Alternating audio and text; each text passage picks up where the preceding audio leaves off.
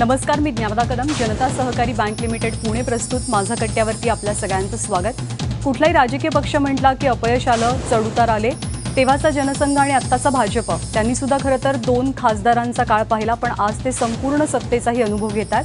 पण राज ठाकरेंच्या बाबतीत हा प्रवास थोडासा उलटा म्हणावा लागेल, कारण पहिल्याच फटक्यात पक्षाचे 13 आमदार निवडून आले. अचाट यश पक्षानं अनुभवलं. पण गेल्या काही वर्षांचा विचार केला तर राजकीय घसरगुंडीचा सामना पक्षाला अधिक करावा लागतोय. गेल्या वेळच्या निवडणुकीमध्ये खरं तर म्हणजे 2012च्या महापालिका निवडणुकांमध्ये मुंबई असो, पुणे असो, नाशिक असो, ठाणे असो, सगळीकडे मनसे आयदर किंग अथवा किंग मेकरच्या भूमिकेमध्ये होती. पण यावेळची लढाई वेगळी आहे. ही लढाई आहे संघर्षासाठी आणि या रेसमध्ये आपला टिकाव धरून ठेवण्यासाठी.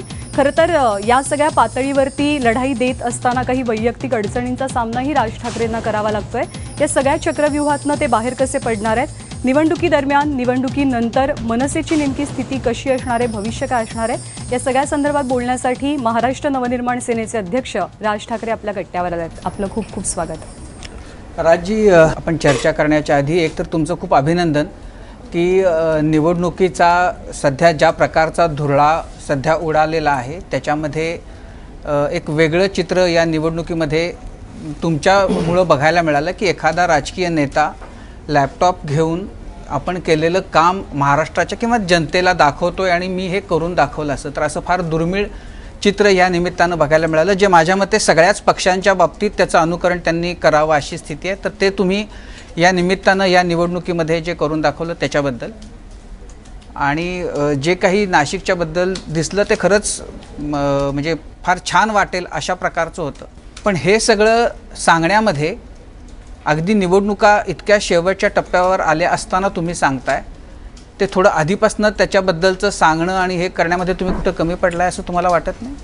नाही, मला असं वाटतं शेवट दाखवलं की जास्ती लक्षात राहतं. कारण अगोदर दाखवून ते सगळं विसरलं जातं. कारण हेच जर मी आधी दाखवलं असतं तर मला विचारलं असतं बरं आता पुढे काय. मी ठरवलं होतं की शेवटच्या 3 सभांमध्ये मी हे प्रेझेंटेशन करीन. कारण शेवटी ती गोष्ट शिळी पण होता कामा नये. सर्वसाधारणपणे जो एक माहोल होता की काही घडलंच नाही, काही होतच नाही आहे, काही नाही आहे, शेवटी ते व्हायला थोडा वेळ लागतो. पण जेव्हा ते झालं त्याच्यानंतर जेव्हा या निवडणुका आल्या तर म्हटलं हे दाखवायचं असेल तर कधी दाखवावं. मग त्याचा एक साधारणपणे एक अंदाज मी मानला होता की शेवटचे काही 2-3 दिवस असतील. कारण आता बघा, तुम्ही जर 10 दिवस जरी जाहिराती जरी सोडल्यात तरी शेवटच्या दिवशी ज्या काही जाहिराती असतात किंवा त्याच लोक म्हणजे जनरली पाहिलं जातं. कारण राजकीय पक्ष जसे निवडणुकीच्या माहोलमध्ये असतात तशी जनता नसते, लोक नसतात. त्यांना काही या गोष्टींशी काही तसं देणं घेणं नसतं. ज्या दिवशी मतदान आहे त्याच्या 1-2 दिवस अगोदर जरा सर्वसाधारणपणे त्यांना वाटतं की बाबा मतदान करावं. त्यावेळेला त्यांच्या समोर ही गोष्ट येणं हे मला असं वाटतं की जास्ती गरजेचं होतं, म्हणून मी त्यात आणलं. म्हणजे एकीकडे हे कालच्या सभेमध्ये तुम्ही असंही म्हणालात की हे आता माझं काम आहे, आता हे तुम्ही बघा, ते बघून तुम्हाला.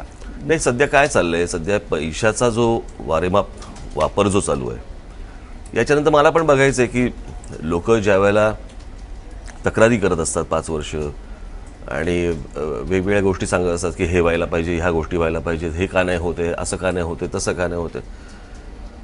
मला आता बघायचं आहे की आता पैशाचा विजय होतोय का कामाचा विजय होतोय.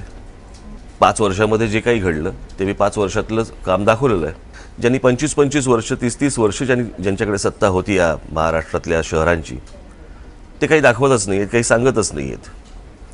आणि ते ज्या प्रकारे आज पैसे उधळत आहेत, मला असं वाटतं आता मला लोकांनाच प्रश्न विचारायचा आहे, कौल कोणाच्या बाजूला आहे, कामाच्या का पैशाच्या. नाही, काल तुम्ही बोलताना जे मधल्या काळामध्ये मनसेला सोडून गेले ते मेले असं म्हणालात तुम्ही. पण जर ते राहिले असते तर ह्या सगळ्याला आणखीन एक वजन प्राप्त झालं. त्याला त्या जरतरला काही अर्थ नाही. म्हणून मी काल म्हटलं ना की जे गेले ते एकटे गेले. जर ते समूह घेऊन गेले असते तर कालच्या ज्या सभेला जी गर्दी होती ती गर्दी नसती ना. मग पण काल सभेला जाताना असं कुठं किंतु परंतु होतं मनामध्ये की लोक येतील, गर्दी होईल का नाही. नाही, कारण इतकं म्हणजे जवळपास तिथला पक्ष सगळा रिकामा झाला असं सांगितलं जायचं.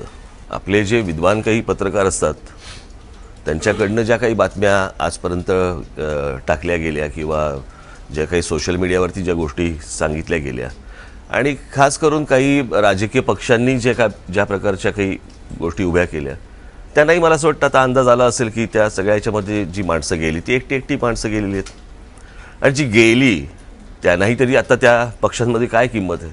त्यातले बरेचसे येऊन अनेक जण येऊन फोन करतात, येऊन भेटून गेले आमच्या लोकांना.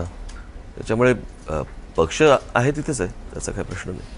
हे सगळं म्हणजे निवडणुकीची प्रक्रिया सुरू होत असताना तुम्ही शिवसेनेकडं केलेला म्हणजे मदतीचा हात देऊ केलेला किंवा घेऊ पाहिलेला, आता इतक्या शेवटच्या टप्प्यावर तुमचे काय भावना आहेत? ज्या वेळेला हा प्रयत्न केला कसं होतं की माझी जी भावना होती मुंबईसाठीची ती मी व्यक्त केली आणि ती व्यक्त करताना मला असं वाटतं की मी त्याच्यामध्ये काय भावना होती मुंबईसाठी की ही मराठी माणसाच्या हातात राहावी. कसं होतं हे आज मी जे बोलतोय हे अनेकांना समजणार नाही, कदाचित कळणार नाही, परंतु मी ज्या अनेक लोकांशी बोलल्यानंतर मी या एका निष्कर्षावरती आलो की हे सरळ साधं सोपं नाही चालू आहे. की ज्या प्रकारे आज बघा साधी गोष्ट लक्षात घेतली तर मुंबई महानगरपालिका म्हणून जर समजा आपण बघितली तर मुंबई शहरामध्ये जवळपास 8 ते 9 एजन्सीज काम करतात. या 8 ते 9 एजन्सीज कोण आहेत, काय आहेत, त्यांच्यावरती बसलेले IAS अधिकारी कोण आहेत आणि एकूणच भारतीय जनता पक्षाचा म्हणून जर समजा आपण अजेंडा पाहिला तर छोटी छोटी राज्ये करणे याच्यामध्ये त्यांच्या मनातला मुंबई हे राज्य आहेच. जसं विदर्भ आहे तसं मुंबई आहे. मी काय अगदी संयुक्त महाराष्ट्र वगैरे, परंतु त्या सगळ्या लढ्यानंतर ही मुंबई महाराष्ट्राला मिळालेली आहे, ही टिकलेली आहे. ती जर हळूहळू करून जर समजा बाजूला करण्याचा जर डाव रचला जात असेल आणि त्याच्यामध्ये जर समजा भारतीय जनता पक्षाचा जर समजा हातभार असेल त्या सगळ्या गोष्टीला, तर ती गोष्ट होऊ नये याच्यासाठी म्हणून तो शिवसेनेला पुढे केलेला हात होता. आणि आपल्या लक्षात येत असेल की मी त्या गोष्टीचं भांडवलही नाही केलं. ज्या दिवशी हे सगळं संपलं त्या दिवशी मी जेव्हा माझं भाषण झालं त्या भाषणामध्ये मी सांगितलं माझ्या दृष्टीने हा विषय संपला, मी याच्यानंतर ह्या विषयावरती बोलणार नाही. पण तुम्ही मुळामध्ये असं मदतीचा हात पुढं करणं किंवा टाळीसाठी हात पुढं करणं, त्याच्यासाठी फोन करणं हे सुद्धा अनलाईक राज ठाकरे आहे. म्हणजे काहीशी तुसडी किंवा काहीशी आपण वारंवार भेटलं पाहिजे. त्यातनं मी माझ्या स्वभावाचं दर्शन होईल आपल्याला. पण म्हणजे राज ठाकरे अगतिक आहेत झालेले असं जे त्याच्यातनं एक चित्र निर्माण झालं ते कसं नाकारणार? आता चित्र निर्माण करणारे करत असतील. करणारे कशाला करतील जर समजा एक मिनिट, मला असं वाटतंय की माझा उद्देश जर मोठा असेल आणि त्या उद्देशासाठी जर समजा माझा हात पुढे जाणार असेल तर त्याला तुम्ही अगतिकता म्हणा, नाही तर अजून तुम्ही काय दुसरे 4 शब्द लावायचे असतील 4 शब्द लावा, माझी काही हरकत नाहीये. मी त्याच्यानंतर कधी बोललो पण नाही की माझा अर्थ हा आहे, तोच अर्थ तुम्ही लावला पाहिजे, माझी अशी अपेक्षाही नाहीये. तुमचा अर्थ तुम्ही लावू शकता, माझी भावना मोकळी आहे. कुणाच्याही अपेक्षांपेक्षा त्याच्यातनं समाजामध्ये मतदारांमध्ये मनसेच्या कार्यकर्त्यांमध्ये जी भावना झाली असेल तर त्यांना याच्यामुळं आपला पक्ष बॅकफूटवर जातोय, तर त्याच्यातनं त्यांच्या मनामध्ये त्यांना त्यांचा राज ठाकरे माहिती आहे काय आहे तो, त्याच्यामुळे असा बॅकफूटवरती जाणारातला मी नाही. काहीतरी त्याच्या मागे उद्देश असावा, त्याच्या मागे काहीतरी धोरण असावं, या दृष्टिकोनातून त्यांनी विचार केलेलाच होता. पण जर ते झालं असतं त्याचा फायदा झाला असता, निश्चित झाला असतं. त्यावर उत्तर असं दिलं गेलं की ज्यावेळेस तुम्ही एकटे फक्त शिवसेनेच्या विरोधात उमेदवार उभे केले त्यावेळेस तुम्हाला मुंबईची काळजी नव्हती का? ते विषय आपण लक्षात घेतला पाहिजे. हा विषय आहे लोकसभेचा आणि हा विषय आहे महानगरपालिकेचा.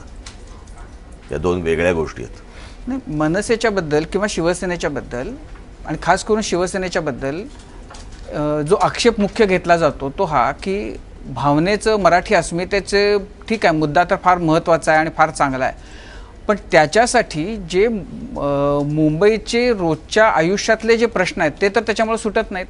चांगले रस्ते, चांगल्या सुविधा, मुख्य प्रश्न बाजूला राहिलेलेच आहेत, अर्थातच बाजूला राहिलेत. आणि त्याच्यामध्ये म्हणजे परवा देवेंद्र फडणवीस आले होते कट्ट्यावर आणि त्यांनी असं म्हटलं की काही नेत्यांनी ह्याचं फक्त भांडवल करून स्वतःची फक्त घरं भरली, त्याच्या पलीकडे काही असं वाटतं की फडणवीसांनी या विषयात बोलू नये. आम्ही काय गंगाजळ आणि विटा विकून तरी घरं नाही भरली ना. आणि शरयू नदीमध्ये माणसं मारून तिथे जी गेली ते राम मंदिर अजूनही उभं राहत नाहीये.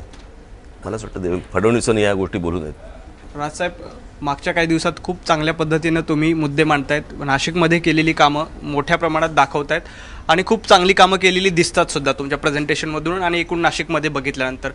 परंतु हे सगळं चालू असताना एक पक्षाची कुठेतरी वाताहत होत चालली, मोठ्या प्रमाणात कार्यकर्ते सोडून झाले, मोठ्या प्रमाणात आमदार सोडून चाललेत. ही परिस्थिती मनसेमध्ये खूप आहे. लोकसभेला तुम्हाला अपयश आलं, विधानसभेलाही अपयश आलं, नाही म्हणायला 1 जागा आली पण त्यात तुमचं काही फार कॉन्ट्रीब्युशन नव्हतं. ही सगळी परिस्थितीकडे तुम्ही कसं बघता? हे सगळं लहानपणापासून पाहत आलोय. शिवसेनेचा जन्म झाला, त्या शिवसेनेचा जन्म झाल्यानंतर कित्येक लोक सोडून गेले, तरी अनेक नेते सोडून गेले, अनेक सुरुवातीचा काळ बोलतोय मी, नंतरचा बोलतच नाही. तर मला असं वाटतं की ही असल्या प्रकारची स्थित्यंतरं ही राजकीय पक्षांच्या आयुष्यामध्ये असतातच, हे चढउतार असतातच. त्याच्यामुळे तुमची रेल्वे तुम्ही चालवत ठेवायची असते, स्टेशन झाली की लोक चढतात, मध्ये मध्ये उतरतात. एक थोपवण्याचा एक प्रयत्न पण पक्षाकडनं केला पाहिजे. ज्या वेळेला ह्या प्रकारची गोष्ट घडते की एखादा माणूस सोडून जातो, त्याने आदल्या दिवशी विचार केलेला नसतो ना. तो जर आदल्या दिवशी विचार केला असेल तर मी थोपवू शकतो. त्याने जर समजा 1 महिना अगोदर विचार केला असेल, घरच्यांची वगैरे चर्चा करून झाली असेल, सहकाऱ्यांशी चर्चा करून झाली असेल, असल्या लोकांना थोपवायची काही आवश्यकता नाही. मला मागच्या काही दिवसात ज्या पद्धतीनं नरेंद्र मोदींनी नोटबंदी केली आणि त्याच्यानंतर युटर्नवर युटर्न नरेंद्र मोदींनी घेतले, तेवढे म्हणता येणार नाही, परंतु तशाच प्रकारे काहीतरी मनसेमध्ये सुद्धा कुठेतरी युटर्नची मालिका बघायला मिळाली. म्हणजे तुम्ही विधानसभेला सांगितलं की मी लढवणार, पुन्हा सांगितलं की नाही, फेसबुक लाईव्ह मध्ये सांगितलं की तुम्हाला वैयक्तिक विषय. हो, मी Facebook माझी Live- भूमिका म्हणून तुम्ही मला सांगा युटर्न घेतलेत. मी राजकीय भूमिका म्हणून जर समजा युटर्न घेतले आहेत असं जर समजा तुमचं म्हणणं असेल तर मला सांगितलं तर.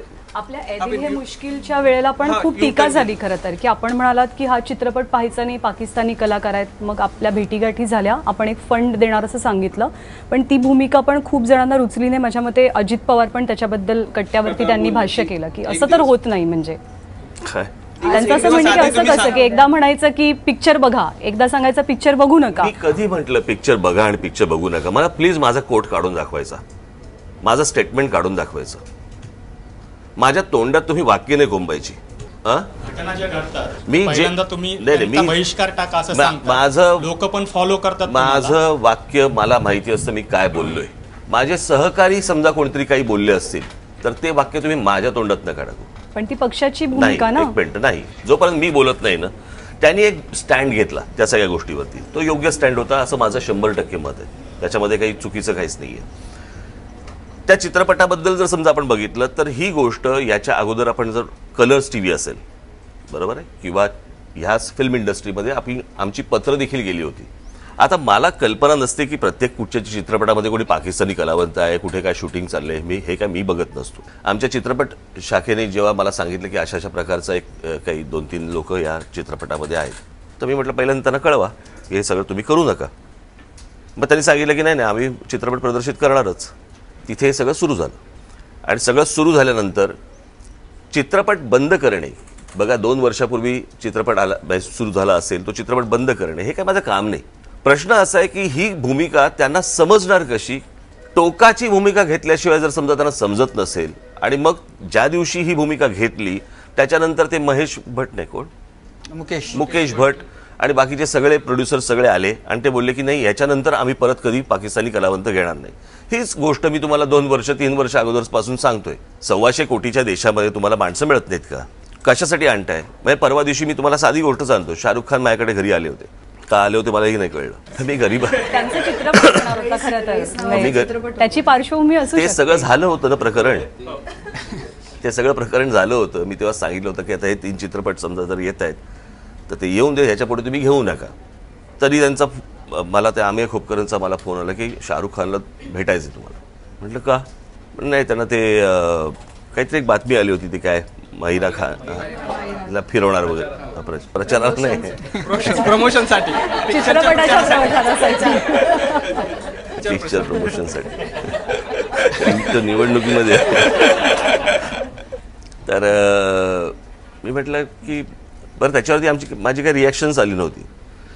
ती रिॲक्शन आली नाही म्हणून कदाचित त्यांना नाही माहीत नाही मला काय वाटलं. ते म्हटले नाही त्यांना ते भेटायचं आहे. म्हटलं कशासाठी भेटायचं? ते म्हटले की ते नाही, ते त्या काय महिरा खानला काय फिरवणार नाही आहेत त्या प्रमोशनसाठी. म्हटलं मग झालं तर, म्हटलं का मग भेटण्यासारखं काय त्याच्यात? नाही तरी भेटायचं आहे. मी म्हटलं बघ, त्यांच्या त्या चित्रपटाच्या प्रमोशनसाठी म्हणून जर समजा त्यांना अजून काही कॉन्ट्रोवर्सी हवी असेल तर मला इच्छा नाही द्यायची, मला गरज नाही आहे. त्यांना सांग मला तुमचं मत कळलं, धन्यवाद. थोडं आणि परत मला त्याचा फोन आला, नाही त्यांना तरी भेटायचं. म्हटलं मग बोलव तसा, म्हटलं उद्या सकाळी बोलू असं म्हटलं. तर मला असं नाही, ते रात्री कुठेतरी बाहेरगावी चालले तर त्यांना संध्याकाळी भेटायचं. बोलू संध्याकाळी. बसलं. बरं, असं नव्हतं की शाहरुख माझ्याकडे पहिल्यांदा घरी आलाय. म्हटलं काय होतं? तुला नाही म्हणे, फक्त तेवढंच सांगायचं होतं की ते आम्ही काय त्या महिरा खानला नाही काय बोललो तू पहिल्यांदा त्यांनी केलं. हां, मला बोललं की ते आमच्या चित्रपटाचं एक 2 दिवसाचं शूटिंग बाकी आहे, म्हटलं बरं. आता म्हटलं मला काही कळेना. आता म्हटलं काय सांगतो, आणायची बिडायची परत. म्हटलं म्हणजे 2 दिवसाचं शूटिंग बाकी आहे. तर म्हटलं मी ते शूटिंग दुबईत करतोय. म्हटलं बरं, काय प्रॉब्लेम नाही ना. म्हटलं आता दुबईचा शेख काय माझा बाप लागतो का. म्हटलं दुबईत शूटिंग करणार. म्हटलं कर. Okay okay. बरं समजे ना. म्हटलं म्हणजे काय. मला वाटलं ते ही बातमी चुकीची आहे. ते माहिरा खानला आम्ही काय प्रमोशनसाठी घेऊन जाणार. त्याचं एक वाक्य फार छान होतं. तो मी कशासाठी फिरू, माझ्याकडे शाहरुख खान आहे ना. तेवढी गोष्ट झाला, विषय संपला. प्रश्न असा आहे की त्याच्यानंतर त्यांनी पण सांगितलं की या सगळ्या गोष्टी ज्या वेळेला ते मोदींचं आणि नवाज शरीफांचं ज्या सगळ्या गोष्टी सुरू होत्या त्यावेळेला आम्ही हे सगळे चित्रपट सुरू केले होते. ह्याच्यापुढे आम्ही घेणार नाही. आता जर याच्यापुढे ते घेणार नसतील आणि टेलिव्हिजन चॅनलवरती पण येणार नसतील तर मला काय चित्रपट बंद करणं हा काय माझा धंदा नाही आहे. पण या लोकांना किती वेळा समजून सांगायचं हा एक फक्त प्रश्न होता. त्याच्यातनं मला असं वाटतं फायदे त्यांना ती गोष्ट समजली असं मला वाटतंय. सेनेसोबतच्या युतीच्या बाबतीत सुद्धा तुम्ही तसाच निर्णय केला. फेसबुक लाईव्ह मधून तुम्ही सांगितलं की आम्ही युती करणार नाही, सोबळावर लढू, पण तरी सुद्धा टाळीसाठी हात पुढे केला आणि फेसबुक लाईव्ह नंतर मग बाळा नांदगावकर मातोश्रीवर गेले. आता मी त्यांची सगळ्यांची नावं नाही घेऊ इच्छित, कळलं का. या सगळ्या याच्यामध्ये काही लोक असतात. असं काय ते फक्त 1-1 ही काही ती लॉन टेनिसची मॅच नसते, कळलं. असे काही लोक असतात या सगळ्या ह्याच्यामध्ये जे या सगळ्या गोष्टी सांगत असतात आणि त्याच्यातनं काही गोष्टी घडत असतात. त्याच्यातनं समजा त्या गोष्टीला समजा यश नाही आलं तर सोडून द्यावी. बरं तुम्हाला काय वाटतं पण की का नाही झाली ती. मला नाही. प्रश्न असा आहे की ह्या सगळ्या गोष्टींमध्ये एकदा त्यांच्याकडनंही प्रयत्न झाले होते, आता एकदा माझ्याकडनंही प्रयत्न झाले, अजूनपर्यंत यश नाही आलं त्या गोष्टीला. अच्छा, भविष्यात येऊ शकेल काय माहिती. भूमिकेचाच मुद्दा राज्य या निवडणुकीला हो हां युतीचा आत्ताचा तर तो काय म्हणजे 23 तारखेपर्यंत फक्त कॉमा पकडायचा की फुल स्टॉप आहे, विषय संपला. तुम्ही तर्क मांडू शकता, तुम्ही तर्क बांधू शकता. हे पण अगेन अनलाईक राज ठाकरे आहेत ही बदलावं लागतं थोडं थोडं. हा भूमिकेचाच थोडासा विषय सेफ साईड ठेवताय का म्हणजे 23 साठी. शिवसेना शिव्या घालून जर नंतर एकत्र येऊ शकतात तर मला असं वाटतं मी काही गोष्टी सेफ ठेवल्या पाहिजेत. विरोधी समजा थेट युती नाही केली तरी काही अंडरस्टँडिंग कसं असतं. मी तुम्हाला एक गोष्ट सांगतो, कुठचीही कोणाच्याही बरोबरच्या गोष्टी ह्या वैयक्तिक नसतात, या भूमिकेच्या विरोधातल्या असतात. समजा एखाद्या पक्षाने एक भूमिका घेतली, तसं जर समजा तुम्ही बघायला गेलं तर मग शिवसेना भारतीय जनता पक्षामध्ये देखील अशा अनेक गोष्टी आहेत की ज्या भाजपच्या आहेत, ज्या शिवसेनेला मान्य नाही आहेत, शिवसेनेच्या आहेत ज्या भाजपला मान्य नाही आहेत. आणि मग त्याच्यानंतर ते एकत्र येऊन सांगतात की आम्ही मोठ्या हिंदुत्वासाठी म्हणून एकत्र आम्ही आलेलो आहोत. त्याच्याबद्दल तुम्ही नाही प्रश्न विचारत पण मराठी अस्मितेबद्दल विचारता. असो. पवारसाहेब त्या दिवशी 2 दिवसापूर्वी मुलाखतीत म्हणाले की शिवसेना मुंबई महापालिकेत 1 नंबरचा पक्ष असेल. पवारांचं सांगू नका मला. आणि तुमच्या सभेचा प्रतिसाद बघता तुमच्याही बऱ्यापैकी सीट लागण्याची शक्यता बोललं जाते. असं पवार बोलले नाही, हे नाही बोलले. सेना 1 नंबर येण्याची शक्यता आहे. आणि आम्ही ज्या सभेचा प्रतिसाद बघतोय ते बघता आम्हाला असं वाटतं की तुम्हाला सीट येण्याची शक्यता आहे जास्त. तर अशा वेळी निकालानंतर सेनेला जर गरज पडली. नाही, हा कोणाच्या गरजेचा विषय नाही आहे. मी आत्ता माझी निवडणूक मी स्वतः पक्ष म्हणून लढवतोय. त्याच्यानंतर कोणाची तरी हातमिळवणी करण्यासाठी म्हणून निवडणुका लढवल्या जात नाहीत. त्यांनी फोन केला, उद्धव साहेबांनी खुद्द फोन केला. त्याला जरतरला काय अर्थ आहे का. हे तुला काही सुचतं आणि मग असं नसतं ना. जेव्हा लोकसभेच्या निवडणुका होत्या 2014ला तेव्हा एक प्रकारे पंतप्रधान पदासाठी मोदींचं महाराष्ट्रात पहिल्यांदा प्रमोशन कदाचित आपणच केलं होतं, तेही जाहीरपणे पत्रकार परिषदेमधनं. तर तेव्हा हे कुठेतरी मग खटकतं की तेव्हा आपण थेट मोदींच्या बाजूने भूमिका घेतली. तुमच्या लक्षात येत नाही ही गोष्ट. प्रश्न असा आहे की तुम्ही एका न्यूज चॅनलमध्ये आहात, तुम्ही प्रत्येक वेळेला एखाद्या पक्षाबद्दल चांगली बातमी टाकता, एका पक्षाबद्दल वाईट बातमी टाकता. जर चांगलं केलं असेल तर चांगलं टाकता, वाईट केलं असेल तर वाईट टाकता ना. हो, राजकीय पक्षाचं तसंच असतं ना. जर एखाद्या व्यक्तीने जर समजा चांगलं काम केलं असेल तर मी समजा पाठिंबा दिला आणि त्याच्यानंतर जर समजा मला जाणवलं की नाही बरोबर चाललंय तरी मी पाठिंबाच देत राहायचा का. त्याला तुम्ही युटर्न म्हणता. जर एखादी गोष्ट त्यांची भूमिका जर मला पटली नाही तर मी काहीतरी 2 वर्षापूर्वी पाठिंबा दिला होता म्हणून मी आताही त्याच गोष्टीला पाठिंबा द्यायचा असं नसतं. आपण घरातही नाही वागत हो असे. पक्षाची भूमिका म्हणून तुम्ही कसं काय सांगणार. काही गोष्टी नाही पटत, मला नाही पटल्या. जे चित्र मी ज्यावेळेला गुजरातमध्ये गेलो त्यावेळेला जे चित्र उभं राहिलं किंवा केलं गेलं ते चित्र पंतप्रधान झाल्यानंतर मला तर समजा दिसलं नाही तर मी काय म्हणायचं.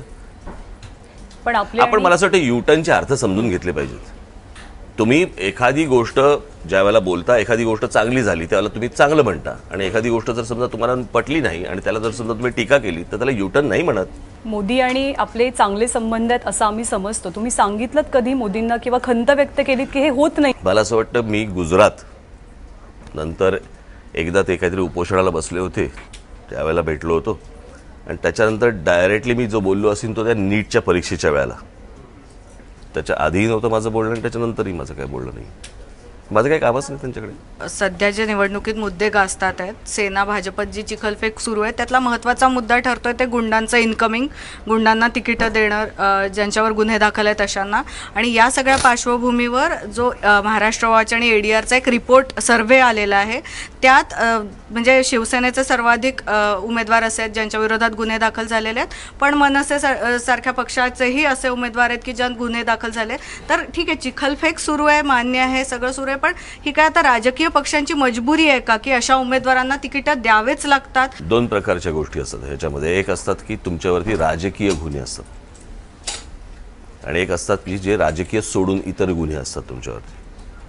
महाराष्ट्र नवनिर्माण सेनेचा उमेदवार मला दाखवायचा की ज्याच्यावरती इतर कोणत्या गुन्हे त्याच्यावरती आहेत असा उमेदवार आहे. 14% आहेत असं ADR म्हणतंय की ज्यांच्यावर गंभीर स्वरूपाचे गुन्हे आहेत जे राजकीय नाहीये. महाराष्ट्र नवनिर्माण सेना 14% म्हणजे शिवसेनेचे 16% आहेत तर मनसेचे 14% आहेत. मला समजू देत, मला माहीत नाही, चेक करतो, नक्की करतो. मुंबईमधलं जर समजा सोडलं तर मी ठाणा, पुणा, नाशिक, मी या सगळ्या प्रोसेसमध्ये मी नव्हतोच या सगळ्यामधल्या काळामध्ये. पण हे होता कामा नाही एवढं निश्चित, याच्यामध्ये प्रश्नच नाही. कारण शेवटी ज्या प्रवृत्तीचे लोक आहेत ते जर उद्या महानगरपालिकेमध्ये आले तर या महानगरपालिका टिकणार नाहीत. आज ज्या प्रकारे ठरवून भारतीय जनता पक्षांनी जी माणसं उचललेली आहेत, मग ती तुम्हाला नाशिकमध्ये दिसतात, तुम्हाला मुंबईत दिसतात, किंवा इतरत्र अनेक पुण्यात दिसतात तुम्हाला मोठ्या प्रमाणावरती, हे ठरवून करणं. आणि मी काल माझ्या सभेमध्ये सांगितलं की पोलिसांनी हा आकडा दिला, जवळपास 88 असे उमेदवार नाशिक शहरामध्ये आहेत की जे भारतीय जनता पक्ष आणि शिवसेना यांच्यामध्ये सर्वात जास्ती भारतीय जनता पक्षामध्ये आहेत. त्यांनी पत्रकारांना यादी दिली की ही तुम्ही पब्लिश करा म्हणून, कारण ही जर माणसं उद्या महानगरपालिकांमध्ये आली तर ह्या शहरांचं काही खरं नाही. उद्या जर समजा आमच्या लोकांकडनंही अशा काही चुका जर झालेल्या असतील, मी नक्की बंदोबस्त करेन त्याचा 100%. हे होताच कामा नाही. नाशिकला 40 नगरसेवक होते मागच्या वेळेला, एक जात शेवटी 8 नगरसेवक उरले. तर हे जे ज्या वेळेला ही आउटगोईंगची प्रक्रिया सुरू झाली ती थांबवण्याकरता, डॅमेज कंट्रोल करण्याकरता पक्षाकडनं काहीच प्रयत्न झाले नाहीत. जे जाणारे होते त्यांनी एकदा तरी त्यांची तक्रार माझ्याकडे सांगायला पाहिजे होती. करायला तुमच्यापर्यंत ऍक्सेस त्यांना मिळू दिला नाही. मी नाशिकला जायचो त्याला काय भिंतीची बोलायचो का? काही कारणं सांगतात. सगळेजण मला कार्यालयामध्ये भेटायचे, सर्किट हाऊसला भेटायचे, सगळ्या ठिकाणी भेटायचे. यातले बरेचसे हे पैशाने गेलेले आहेत. हे कसं असतं माहिती आहे ना, ते भरतीच्या वेळेला ज्या सगळ्या गोष्टी येतात ना, तर या सगळ्या अशा अनेक करवंट्या आहेत. त्या भरतीच्या वेळेला आले, आपण त्यांना लक्ष देत नाही की ते ओटीच्या वेळेला किनाऱ्यावरतीच राहतात. बऱ्याच दिवसांनी नाशिकला तुमची सभा झाली की ज्याला एवढा प्रचंड प्रतिसाद मिळाला, त्यामुळे तिथल्या तुमच्या जागांमध्ये किती टक्के वाढ होईल असं वाटतं? मी काल काय सांगितलं, हे काम करून ठेवलेलं आहे. याच्या पलीकडे लोकसुज्ञ आहेत. तुम्ही ठरवावं कामाला महत्त्व द्यायचं का पैशाला महत्त्व द्यायचं, हे नाशिकच्या लोकांनी ठरवावं. जर दुसऱ्यांच्या हातात देऊन जर परत नाशिक 10 वर्ष मागे न्यायचं असेल, न्या. हा काय माझ्या नशिबाचा विषय नाही आहे. सुरू राजजी, बाकी सगळे राजकारणी जे आहेत ते कायम रस्त्यावर असतात, फिरत असतात, महाराष्ट्रभर फिरतात. मला शंका आहे की तुम्ही मुंबईमध्ये सुद्धा किती फिरता, तुम्ही किती शाखांना भेटता, तुम्ही किती मुंबईच्या बाहेर तुमचे जे ऑर्गनायझेशन आहे त्याच्यासाठी. तर ही तुमच्या एकूण पक्षामधली आणि तुमच्या नेतृत्वामधला हा एक निगेटिव्ह मायनस पॉईंट असं तुम्हाला वाटत नाही की ज्याच्यामध्ये सुधारणा होण्याची गरज आहे? अजिबात नाही. प्रश्न असा आहे ना की आता ह्या सगळ्या ह्याच्यामध्ये ज्या वेळेला पक्षाचा ज्यावेळेला पडता काळ असतो ना, त्यावेळेला तुम्हाला हे प्रश्न सुचतात. ज्यावेळेला चढता काळ असतो त्यावेळेला हे प्रश्न नाही सुचत. हे पूर्वी नाही कधी विचारलं, मला आज विचारलं जाते. बरोबर की नाही? या सगळ्या ह्याच्यामध्ये कसं आहे, आता मी बघा प्रश्न, मी तुम्हाला कसं चॅनल चालवायचं नाही सांगत, बरोबर? तसं मला माझा पक्ष मी कसा न्यायचा आहे पुढे हे मी बघीन ना. जसा मी आतापर्यंत बघत होतो तसाच ह्याच्या पुढे बघीन. त्याच्यामध्ये सुधारण्याची गरज आहे, शक्यता आहे, चालूच आवश्यकता असतं. आहे? ही प्रोसेसच चालू असते ना. ही प्रोसेस आहे ज्याच्यामध्ये मला असं वाटतं की हे बरोबर नाही झालं, तिथे सुधारलं पाहिजे. आणि जेव्हा जेव्हा साधारणपणे ह्या गोष्टींचे अंदाज यायला लागतात आपल्याला, किंवा अंदाज आले साधारणपणे, त्या वेळेला त्याच्या जे काही सेफ्टी मेजर्स आणि इतर सगळ्या गोष्टी असतात ह्या करायला सुरुवात केलेली आहे. नाही, जी म्हणजे क्षमता आहे पण काही करत नाही अशी शाळेतली मुलं असतात ना, तर त्या टाईपच्या राजकारण्यांमध्ये तुमचा समावेश आहे की गुणवत्ता आहे पण काही हातपायच मारत नाही?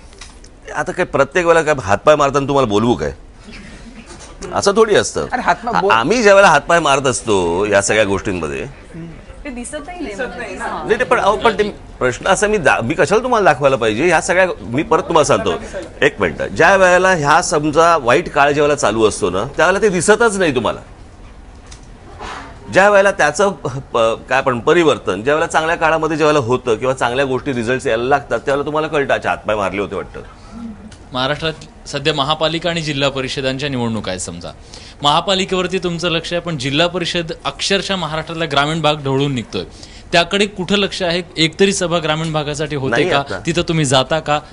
मग ग्रामीण महाराष्ट्राला वाऱ्यावर का सोडला? प्रश्न वाऱ्यावर सोडण्याचा नाहीये. प्रश्न असा आहे की एक पक्ष म्हणून तुमचा एक आवाका वाढवण्याचा असतो. तुम्ही जर प्रत्येक राजकीय म्हणूनच मी तुम्हाला सांगतो ना, जरा थोडासा राजकीय पक्षांचा जर इतिहास जर समजा त्याचा अभ्यास तुम्ही केलात ना, तर तुम्हाला अंदाज येईल की ही प्रोसेस काय असते आणि कशी जाते. या देशामध्ये मला असं वाटतं फक्त एक काँग्रेस नावाचा एक फक्त पक्ष होता, बाकी ते हळूहळूच सगळे आले ना. पण ते पोचायला तुम्हाला वेळ लागतो या सगळ्या गोष्टींना. काही वेळेला तुम्हाला असे रिझल्ट्स येतात, बरोबर आहे, अशा प्रकारचे काही रिझल्ट्स येतात की ज्याच्यातनं तुम्हाला असं वाटतं की अरे पोचलं.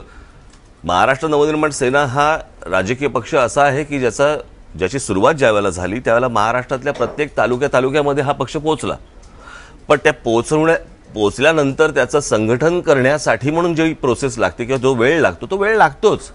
त्याला आम्ही काही नाही करू शकत. पण त्याला एक कार्यक्रम सुद्धा असावा लागतो ना, कार्यकर्त्यांना शेवटच्या कार्यकर्त्यांपर्यंत. तो कार्यक्रम तर कुठे दिला गेला? अगदी बरोबर आहे. हा अगदी सुरुवातीच्या आधी अनेक गोष्टी आम्ही दिल्या.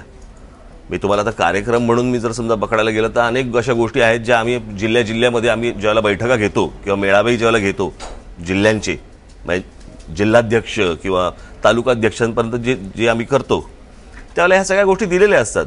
काही वेळेला माणसं कमी पडतात, काही वेळेला आम्ही कमी पडतो, काही वेळेला आम्ही तिकडे पोहोचू शकत नाही. अशा अनेक गोष्टी असतात त्याच्यामध्ये. हे बघा, आता ठरलं तर मग आता खाली खाली जायचं असं नाही होत ना.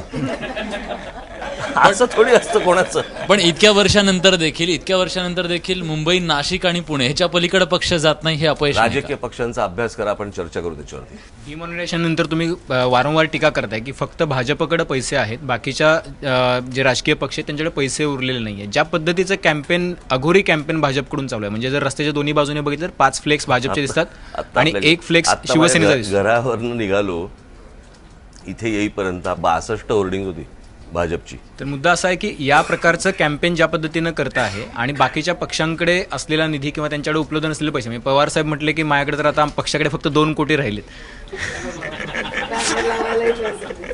नेमका राजकीय पक्ष काँग्रेसशी संबंध आहे ना. त्याची होर्डिंग खूप लागली. मला या सगळ्यामध्ये डिमॉनिटायझेशनचा फटका आत्ताच्या कॅम्पेनमध्ये जाणवतोय, कारण तो कसा जाणवतो? मुळात निवडणुकीच्या काळामध्ये तुम्हाला पैसे देणारे अशा अनेक संस्था असतात, अनेक कंपन्या असतात, अनेक उद्योगपती असतात. त्यांनीच हात आखडते घेतले आणि शक्य आहे, मी काय त्यांनाही दोष देणार नाही. या सगळ्या ह्याच्यामध्ये अचानक आलेली ती गोष्ट असते, त्याच्यामुळे सगळेच सैरभैर झाले. पण हे सगळं करत असताना भारतीय जनता पक्ष आज ज्या 5 राज्यांमध्ये किंवा महाराष्ट्रातल्या आज महानगरपालिकांमध्ये ज्या प्रकारचं जाहिरातींवरती जो खर्च होतोय, म्हणजे मी तुम्हाला परवा दिवशीची एक गोष्ट सांगतो. मी फक्त मुंबईमधल्या माफ करा महाराष्ट्रातल्या फक्त काही ज्या मुंबई, ठाणा, पुणा, नाशिक अशा ठिकाणच्या मराठी वर्तमानपत्रांची पूर्ण फुल पेज जाहिरातीची फक्त जस्ट एक कॉस्ट काढली एक दिवसाची, तर ती साधारणपणे 5.5 ते 6 कोटी रुपये जाते एक दिवसाची फुल पेज ॲड. मी त्याच्यात इंग्रजी वर्तमानपत्र पकडलेली नाहीत, हिंदी वर्तमानपत्र पकडलेली नाहीत, गुजराती पकडलेली नाहीत. हे फक्त एका दिवसाचे 5 ते 5.5 6 कोटी रुपये समजा या जाहिरातींवरती होतात. सर्वात जास्ती जाहिराती कोण सोडते? सर्वात जास्ती होर्डिंग्स कोणाची आहेत? मला टेलिव्हिजन चॅनलचे तुमचे मला असं वाटतं न्यूजचे चॅनलचे रेट्स खूप कमी आहेत, परंतु ज्याच्यावरती सिरियल्स आणि हे सगळे चालतात त्यांचे रेट्स बघा काय आहेत ते, त्याच्यावरती भाजपचे सगळ्या जाहिराती सुरू आहेत. मग हे सगळ्या कोणाहीकडे जर समजा पैसे नाही आहेत किंवा काय अशी परिस्थिती समजा असताना भारतीय जनता पक्ष हा बदा पैसे कशाच्या जीवावरती ओततोय आणि आले कुठून पैसे? याचा जो डेटा आहे तो मागवून याची रितसर तक्रार कोर्टात किंवा निवडणूक आयोगाकडे करून त्याची चौकशी व्हावी अशी मागणी करणार आहात का तुम्ही? मागणी करून त्याच्यातनं काही निष्पन्न झालं तर उपयोगाचं आहे, नाही तर पेपर फुकट जायचं. मग अशी सर विचारत होते की कार्यक्रम पक्षाचा असावा लागतो, जसे की नरेंद्र मोदी फिरतात ते म्हणजे अविरतपणे फिरत असतात की कधी इथे कधी तिथे, प्रत्येक राज्यामध्ये सभा घेतात. मी पण फिरतो. नाही, प्रत्येक राज्यामध्ये सभा घेतात. इथं महाराष्ट्रामध्ये देवेंद्र फडणवीस आहेत, उद्धव ठाकरे फिरतात. तशा पद्धतीनं राज ठाकरे जिल्ह्याजिल्ह्यांमध्ये जाऊन संघटना बांधण्यासाठी फिरताना कुठे दिसत नाही. आता साधारणपणे पक्ष स्थापनेपासून माझ्या महाराष्ट्राचे तालुका लेवलवरती जवळपास 4 आतापर्यंत माझे दौरे झाले, 4 ते 5 दौरे झालेत माझे तालुका लेवलवरती. ते काय हवा पाणी चेक करायला गेलो होतो का मी? प्रश्न असा आहे, माणसं उभी राहावी लागतात, माणसं मोठी व्हावी लागतात, घडावी लागतात. त्या घडायला एक प्रोसेस असते, वेळ लागतो. चुकल्या काही गोष्टी हे तुम्हाला आता पटलेलं आहे? हो, चुकतात ना, परंतु ते करताना चुकीचं करतोय असं नसतं. त्या वेळेला त्या गोष्टी असतात. आता उदाहरणार्थ आपण सांगू साधी गोष्ट, 49 वर्ष ज्या पक्षाने या देशावरती राज्य केलं, 49 वर्ष, त्याच काँग्रेसची आज काय परिस्थिती आहे? 49 वर्षानंतर जर समजा ही परिस्थिती त्यांना जर बघावी लागत असेल काँग्रेसला, पण 49 वर्ष लागली ना त्यांना. किमान काय चुकलं हे तरी सांगायला पाहिजे ना. कशाला? ते मी सुधरेन. अरे मी तुम्हाला कशाला सांगू? कशामुळे सोडून गेले आमदार? तुमच्या नेतृत्वावर विश्वास राहिला नाही म्हणून गेले असं तुम्हाला वाटतंय? कशामुळे सोडून? त्या गोष्टींचं आत्मपरीक्षण मी करीन, या सगळ्या गोष्टींचं, आणि कशामुळे गेलेत हे मला माहिती आहेत. मला त्या गोष्टीत जायचं नाही. मला जर समजा बोलायचं असतं तर मी त्याच वेळेला बोललो असतो ना. लोकांना कळेल ना, लोकांना कळेल की काय लोकांना कळेल ना. मी थेट लोकांशी बोलीन. मग ते लोकांशीच बोलताय? नाही, मी आता तुमच्याशी बोलतोय. मी हे तुम्ही लोकांना कळतील त्या गोष्टी. भावना, जनसामान्यांची, लोकांची ही भावना आहे, तुमच्याकडनं अपेक्षा आहेत, या तुमच्यापर्यंत पोहोचतायत का? त्या आमच्या माध्यमातून पोहोचतायत. इंडिव्हिज्युअली एक अभिजित किंवा माग 2 वर्षापूर्वी दीपानं विचारलं होतं ते विचारत नाही. आता मला तेच सांगायचं तुम्हाला की या सगळ्या याच्यामध्ये मला काय घडलंय हे कळलंय. कारण अपेक्षा ज्याच्याकडनं जास्त असतात कदाचित ते अपेक्षा भंगाचं काय असतं माहिती ना या सगळ्या याच्यामध्ये. म्हणून मी सांगतो ना, उताराच्या वेळेला जे प्रश्न येतात ना ते चढाच्या वेळेला येत नाहीत, ते मी समजू शकतो.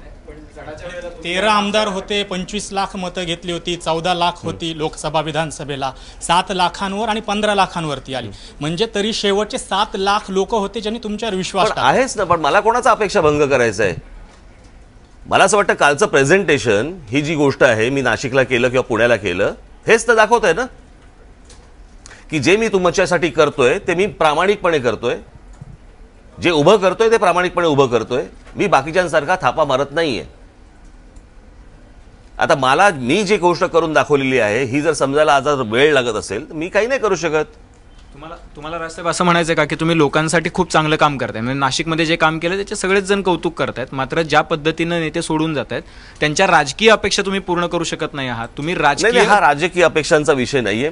मला त्यांच्या त्या वैयक्तिक त्यांच्या अपेक्षा आहेत या सगळ्या गोष्टींच्या, त्या मला असं वाटतं मी पूर्ण करू शकत नाही, आणि ज्यांना जायचं ते गेले. प्रोसेसचा ॲक्च्युली मुद्दा तुम्ही मगाचपासून हायलाईट करताय, पण अनलाईक दॅट प्रोसेस आपल्या पक्षाला यश मिळालेलं, कुठल्याही पक्षाला म्हणजे अगदी 7-8 वर्षात काही एकदम 13 आमदार मिळत नाहीत किंवा एका महानगरपालिकेची सत्ता मिळत नाही. म्हणजे तिथं सेनेलाही नव्हती मिळालेली. पण मग आता आपण डिस्टिंक्शनमध्ये आलेलोच आहोत, सो थोडं रिलॅक्स होणं झालं का मनसेकडनं? नाही, मला रिलॅक्स होणं कदाचित माहीत नाही. मला आता काय झालं असेल त्यावेळेला काही कल्पना नाही मला, परंतु ज्या गोष्टी घडल्या किंवा ज्या गोष्टी झाल्या मला एक्झॅक्टली त्याचा शब्दात मला वर्णन नाही करता येणार. परंतु काही गोष्टी ह्या ज्या व्हायला पाहिजे होत्या त्या नसतील घडल्या, आणि ज्याच्यामुळे काही गोष्टी घडल्या असतील, म्हणजे गोष्टी घडल्या नाहीत म्हणून काही गोष्टी घडल्या असतील, आणि त्याचा साधारणपणे अंदाज मला या गोष्टींचा आलाय. याआधी 3 वेळा आलेले कट्ट्यावरचे राज ठाकरे आणि आत्ताचे राज ठाकरे यामध्ये बदल पाहायला मिळतोय. हा तुम्ही स्वतःमध्ये केलेला बदल आहे? काय बदल पाहिला? आक्रमकपणा असायचा. राज ठाकरे खूप म्हणजे हसतायत पण आता असं किंवा डोक्यात काही वेगळं सुरू आहे आणि इथे बोलताना हा माझा जरा मी थोडा ऑक्युपाईड आहे.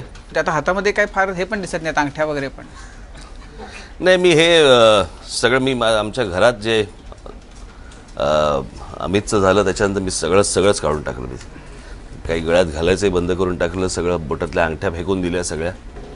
काही नकोच आहे मला ते. तब्येत कशी आहे? बरं आहे, ट्रीटमेंट सुरू आहे. शिवाजी मंदिरमधल्या सभेमध्ये एक कॅम्पेनचं गाणं लॉन्च झालं की एकटा पडलाय राजा, तुमच्या राजाला साथ द्या.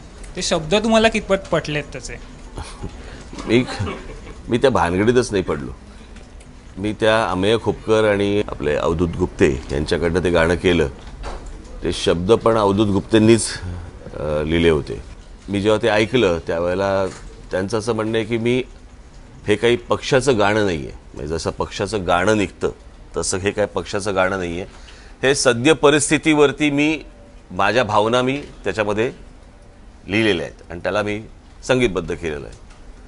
आता त्यांच्या जर त्या भावना असतील आणि त्यांना जर ती समजा परिस्थिती वाटत असेल तर मला असं वाटतं की पण त्यांना फार तत्परतेनं लिहिलं. म्हणजे टाळी झिडकारल्यानंतर लगेच तत्परतेनं नाही. हे मला 1.5 आठवडा अगोदर, मला जवळपास 2 आठवडे अगोदर मला अमेय खोपकरचा फोन आला की मला ते गाणं ऐकवायचंय, शब्द ऐकवायचे, काहीतरी मला बोलला होता. तर मी म्हटलं हा बघू, म्हटलं करू आपण. असं करता एके दिवशी मी आलंच ऐकवलं. म्हणजे इलेक्शन नंतर ते चित्र बदलेल, एकटा नसेल राजा. पण तुम्हाला असतोय. पण तुम्हाला खरंच असं वाटतं तुम्ही एकटे पडलात? अहो त्यांची भावना आहे या सगळ्या. आता जर समजा बाकीच्यांना वाटलं असेल की मी एकटा पडलोय तर पडलो असेल. बरं, माझा अजून एक छोटासा प्रश्न आहे. पक्षाची दशा बदलण्यासाठी इंजिनाची दिशा बदलण्याची खरंच गरज होती? अहो ते बाळा नांदगाव करत त्यांना विचारा तुम्ही. तुम्हाला कल्पना नाही कसं हे सगळं चालतं ना. जे मग काही जण येतात, भावना असतात, त्या भावनांमध्ये बघ हे केलं तर असं होईल, ते केलं तर तसं होईल, अशा असतात ना. नाशिकमध्ये तुम्हाला पहिल्या प्रयत्नात सत्ता मिळाली. त्या नाशिक महापालिकेत आयुक्त होते प्रवीण गेडाम.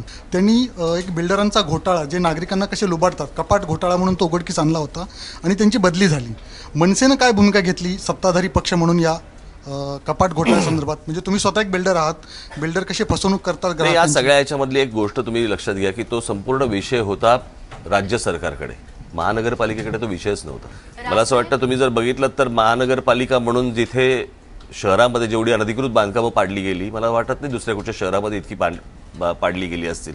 राजसाहेब, कार्यकर्ता मेळावा झाला, त्याच्यात तुमच्या भाषणात शेवटच्या वेळेस कार्यकर्त्यांना प्रोत्साहन देण्यासाठी आणि एक कानमंत्र देण्यासाठी लगे रहो मुन्नाभाई मधला एक डायलॉग तुम्ही सर्किटचा मारला होता आणि तो कानमंत्र नेमका काय होता त्या डायलॉगच्या माध्यमातून तुम्ही दिलेला? मला आता आठवत. म्हणजे असं की आणखीन किती खाली जाणार आहे पक्ष आपला, असं काहीतरी तुम्हाला म्हणायचं. खरंय, त्याचा संदर्भ थोडासा जर बघितला तर ज्यावेळेला 2 खासदार भारतीय जनता पक्षाचे आले होते 84 साली इंदिराजी गेल्यानंतर, त्यावेळेला एक अटल बिहारी वाजपेयीजींचं एक भाषण झालं होतं आणि त्या भाषणामध्ये त्यांनी असं म्हटलं होतं की अभी इससे नीचे हम नहीं जा सकते और उसके ऊपर वो नहीं जा सकते. तर त्याचा जर साधारणपणे संदर्भ आणि ह्या गोष्टी काढल्या तर चित्रपट पटकन समजतो. म्हणून ते उदाहरण कदाचित दिलं असेल मी.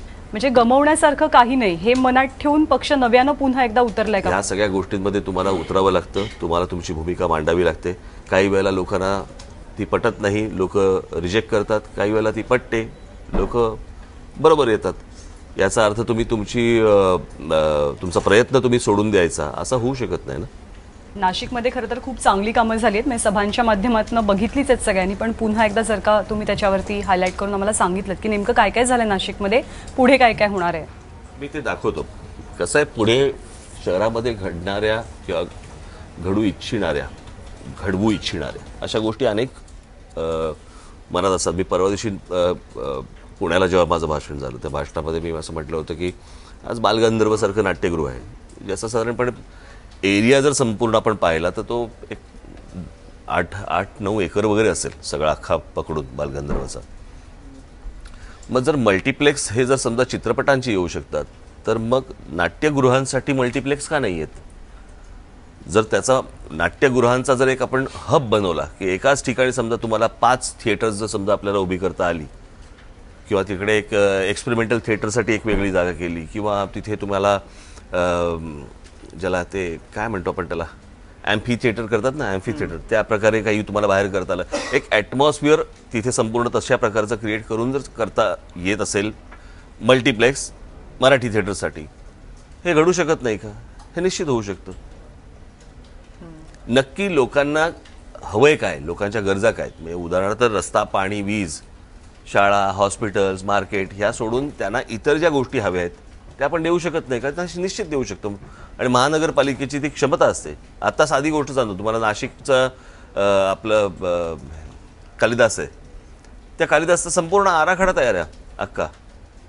ते सगळं झालं, डिझाईन रेडी झालं, सगळ्या गोष्टी झाल्या, आणि त्या मीनवाईल कुठेतरी आचारसंहिता लागली आणि त्याच्यात ते सगळं थांबलं. मी हवं असेल तर मी तुम्हाला त्याचं डिझाईन संपूर्ण पाठवून देईन, ते सगळं आजच पाठवून देईन तुम्हाला. रवींद्रनाट्य मंदिर, खरं तर ती तेवढी मोठी जागा होती की जिकडे 3 थिएटर्स बसू शकली असती. बाकी इतर गोष्टी करायची काय आवश्यकता नव्हती तिकडे. काय ते हॉल केलेत आणि काय केलेत, काही गरज नव्हती तिकडे. अशा काही इनोव्हेटिव्ह गोष्टी ह्या तुम्हाला शहरामध्ये तुम्ही आणू शकता, करू शकता, होऊ शकता. म्हणजे उदाहरणार्थ आता नाशिकमध्ये जर समजा तुम्ही दादासाहेब फाळके स्मारक जर बघितलं, उत्कृष्ट स्मारक तिथे होऊ शकतं.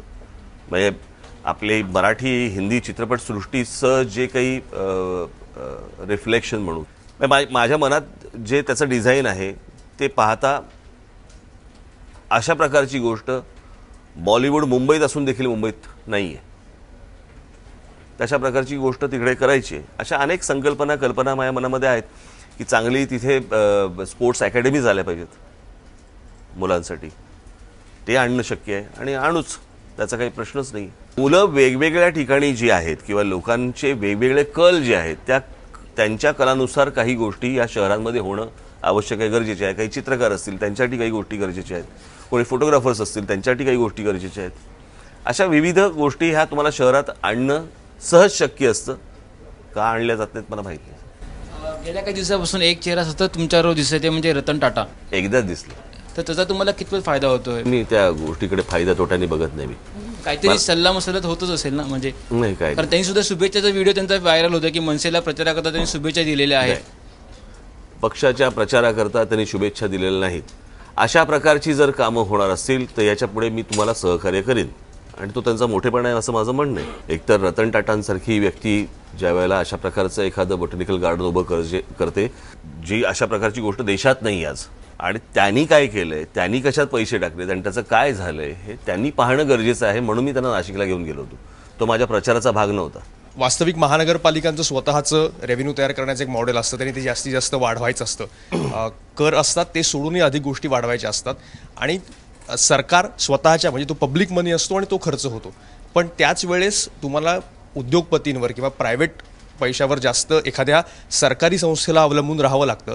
हा गव्हर्नन्सचा म्हणजे पैसे नाही आहेत, पब्लिक फंड नाही आहे, हा निगेटिव्ह पॉईंट म्हणायचा की आपण यांना सुद्धा गव्हर्नन्समध्ये आणतोय, हा पॉझिटिव्ह पॉईंट बघायचा? नाही, याच्यातला सर्वात महत्त्वाचा भाग मला दिसतो की अशा गोष्टी ज्या वेळेला उभ्या राहतात त्या उभ्या तर महानगरपालिकाही करू शकतात, पण त्या पुढे मेंटेन होत नाहीत. आणि ज्या वेळेला हे जेव्हा CSR मधनं ज्या वेळेला अशा प्रकारचे उद्योगपती ज्या वेळेला येतात आणि मग ते मेंटेन पण पुढे झालं पाहिजे, तर ते जर मेंटेन झालं नाही तर होणार नाही. 1. 2. तुमच्या लक्षात असेल की नाशिकला खाजगी ऑक्ट्रॉय होता. आम्ही ज्यावेळेला सत्तेमध्ये तिथे आल्यानंतर तो खाजगी ऑक्ट्रॉय आम्ही बंद केला आणि तो महानगरपालिकेचा केला आणि महानगरपालिकेचं उत्पन्न वाढवलं आम्ही. त्या उत्पन्नातनं आज जर समजा तुम्ही बघितलं तर ती मुकणेचे पाण्याची योजना असेल, नाहीतर आज तुम्ही कुंभमेळ्याच्या वेळेला जे 400, 450, 500 कोटी रुपये जे टाकावे लागले, कुठून आले? कुठून? महानगरपालिकेकडे. आज हे रस्ते असतील, पाणी असेल, इतर ज्या गोष्टी आहेत, महानगरपालिकांच्या शाळा आहेत, याच्यावरती मला असं वाटतं महानगरपालिकेच्या पैशाचा खर्च झाला पाहिजे, पैसे खर्च झाले पाहिजेत. इतर जे गोष्टी आहेत याच्यासाठी मी बाहेरून जर समजा लोक आणली तर ती चांगली गोष्ट आहे. राजसाहेब, आपल्यावर जवळपास 92-93 केसेस आहेत. आपल्या कार्यकर्त्यांवरती त्या लागलेल्या आहेत, परंतु त्यांना मदत मिळते पक्षाकडून? हो, म्हणजे काय, बरेचसे सुटले. पण बरं, आता ते तुम्ही नाशिकचं जे प्रेझेंटेशन आहे पाठ झालंय मला. नाही, ही रस्त्याची जी क्वालिटी आहे नाशिक शहरामधली ही संपूर्णपणे तपासून घेतलेली आहे. त्याचं एक नाव आहे टिपिकल, ते आता मला तर हे तपासून घेऊन हे सगळे रस्ते नाशिकमधले उभे राहिलेत. त्याच्यामुळे तुम्हाला जे खड्डेविरहित जे रस्ते तुम्हाला दिसतात ते त्याच्यामुळे तुम्हाला हे दिसू शकले. आणि हे काय रॉकेट सायन्स नाही आहे, हे कुठच्याही शहरामध्ये ती गोष्ट घडू शकते. आपल्याकडे काय होतं, रस्ते चांगले न करणं याचा मूळ उद्देश असा असतो की जर चांगले झाले तर परत काम निघत नाही, आणि काम निघालं नाही तर टक्के निघत नाहीत, आणि त्याच्यामुळे कुठचंही काम हे चांगलं करायचं नाही. फुटपाथ असतील, म्हणजे अनेक ठिकाणी बघितले रस्ते पेवर ब्लॉकचे आहेत. पेवर ब्लॉकचा रस्ता असू शकतो का? चांगले रस्ते उखडून पेवर ब्लॉक लावलेत. आता पेवर ब्लॉक हे खराब होणारच आहेत, म्हणजे परत नवीन पेवर ब्लॉक. म्हणजे हे नेव्हर एंडिंग स्टोरी आहे. असल्या कुठच्याही गोष्टी मी नाशिकमध्ये केल्या नाहीत, आणि ज्या केल्यात त्या तुम्हाला 3 वर्ष झाली आता हे रस्ते होऊन. हे सगळीकडचे रस्ते आहेत नाशिकमधले का काही भागातले आहेत? साधारणपणे आम्ही 510 किलोमीटरचे रस्ते आज नाशिक शहरामध्ये केले. रिंग रोड केला अख्खा नाशिक शहराला, आणि नवीन रस्ते आणि अनेक अंतर्गत रस्त्यांचं रिसर्फेसिंग, अशा 2 गोष्टींमधनं ही गोष्ट केली. आता हे जे तुम्हाला सगळे रस्ते दिसत आहेत हे सगळे नवीन रस्ते आहेत. म्हणजे जिथे रस्ते नव्हते हे होते जे चांगले केले.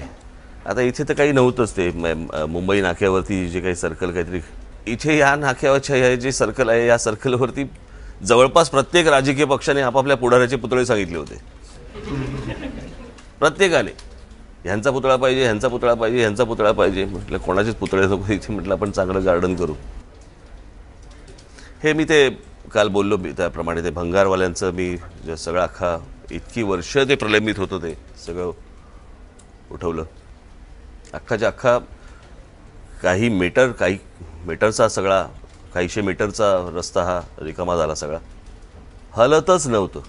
पण मग इतर ठिकाणचं अतिक्रमण हटवताना त्या सरकारला किंवा सत्ताधाऱ्याला म्हणजे प्रचंड अडचणी येतात, लोकांचा विरोध होतो. इथे झालं नाही का तुम्हाला? का असं होतच नाही? असं कधी होतच नाही. यांना करायचंच नसतं. काय लागतं? महानगरपालिकेची यंत्रणा लागते, तुम्हाला पोलीस यंत्रणा लागते. आता साधी इथे जर घडू शकतं तर कुठेही घडू शकतं ना. मुंबईत नक्की घडू शकतं. घडवायचं आहे का? करायचं आहे का? इच्छा आहे का तुमची? यांची इच्छाच नाही.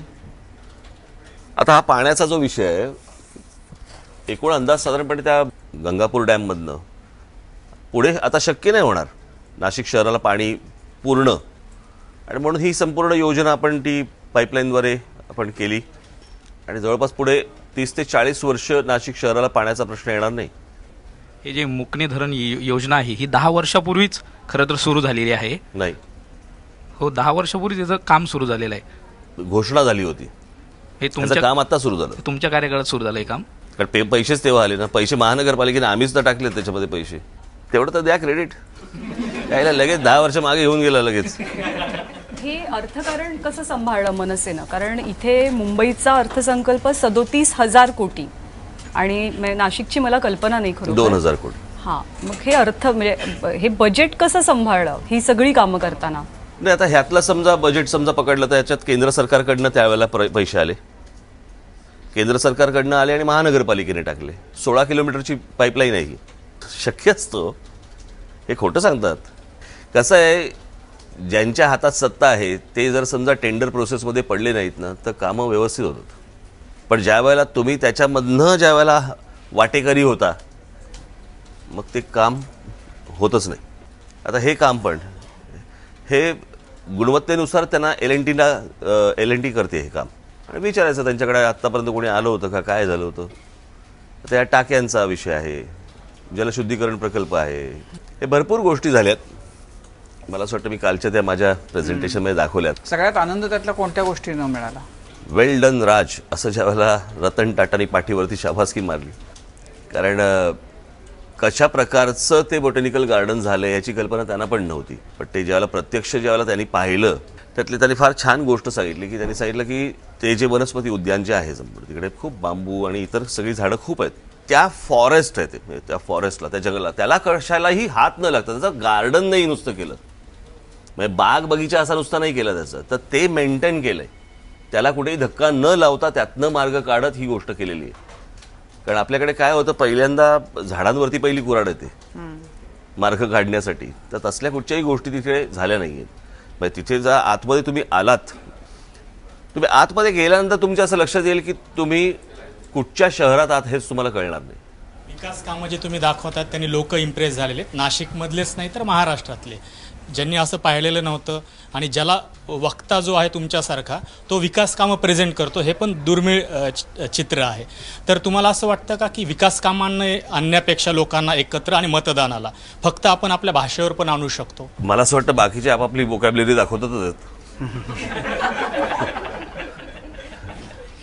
तर मी म्हटलं अगदी क्षुद्र एक गोष्ट आपण म्हटलं दाखवून बघू, एक विकास कामं दाखवून बघू म्हटलं.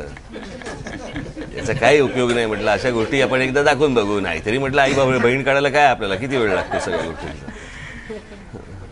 खरं तर या निवडणुकीमध्ये अनेक पातळ्यांवरती लढण्याचं आव्हान आपल्यासमोर आहे, ते आपण लढताही आहात. सगळ्यासाठी शुभेच्छा आणि खूप खूप धन्यवाद कट्ट्यावर आल्याबद्दल.